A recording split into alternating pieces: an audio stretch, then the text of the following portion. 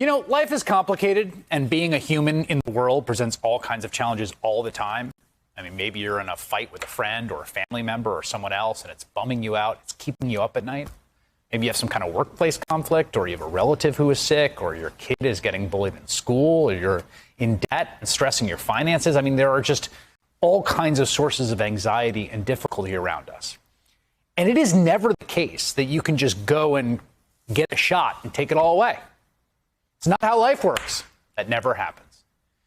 Which means the coronavirus vaccine is as close to a magic wand as will exist in our life.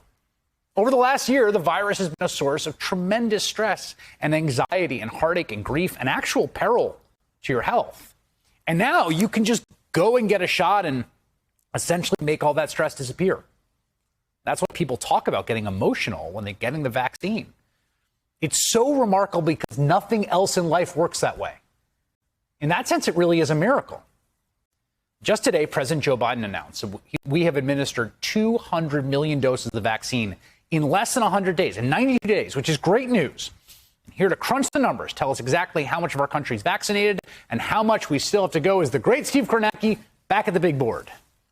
Well, Chris, thanks. Yeah, let's take a look, a couple different ways we can look at the numbers. And by the way, planyourvaccine.com, that's NBC's way of helping you figure out where, how, when you can go get the vaccination. Like right now, 40.5%, a little bit more than 40% of the entire population, everybody in the United States, from the oldest to the youngest, the entire population in this country now, 40.5% have gotten at least one dose of the vaccine. Now, there are a couple other ways to break down this number. That's everybody. What about just the adult age population, folks 18 years and older? Number gets higher there. In fact, it was this week that milestone of 50% of the adult population in the country having at least one dose. We crossed that milestone this week, 51.5%. Work your way up to senior citizens, the most vulnerable group, 65 plus. Now over 80% of seniors, that number continuing to rise with at least one dose. You can add another layer onto this.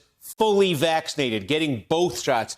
Take a look at that category for these groups. And again, it's basically a quarter of the total population, a third of the adult population, and fully two-thirds of the senior population.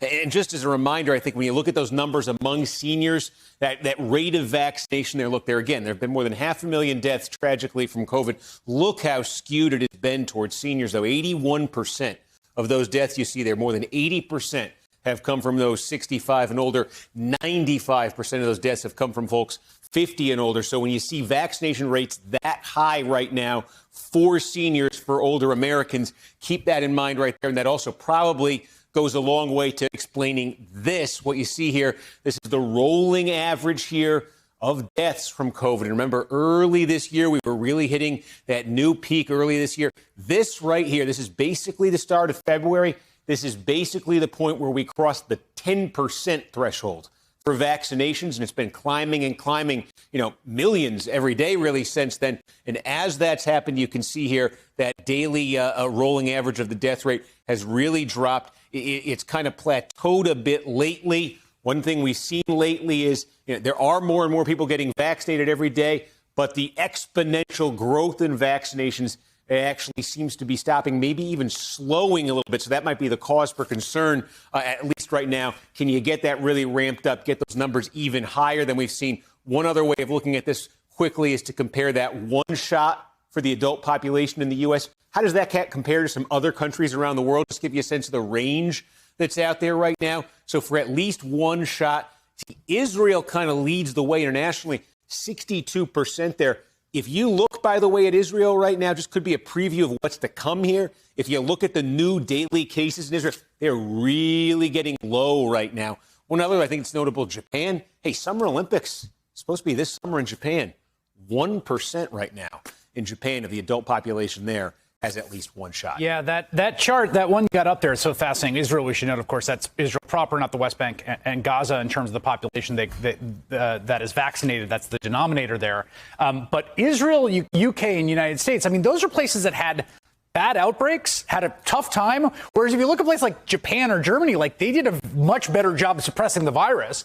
But it's topsy-turvy in terms of who's vaccinating and what countries were doing a better job on the suppression end. I think interesting, too, you note the UK versus U.S. here. Keep in mind this is at least one dose because the way they've stressed this, the rollout in the UK, has been to get everybody at least one dose and in some cases kind of put off that second dose. If you looked at the fully vaccinated numbers, the U.S. would actually vault past the UK on that one. Yeah, among large countries, we are up near the top. Steve Kornacki, that was fantastic. Thanks for joining us tonight. Good to see you. Chris. Hey, thanks for watching our YouTube channel. You should know that you can follow today's top stories and breaking news and catch up on your favorite MSNBC shows all in one place. Download the NBC News app today.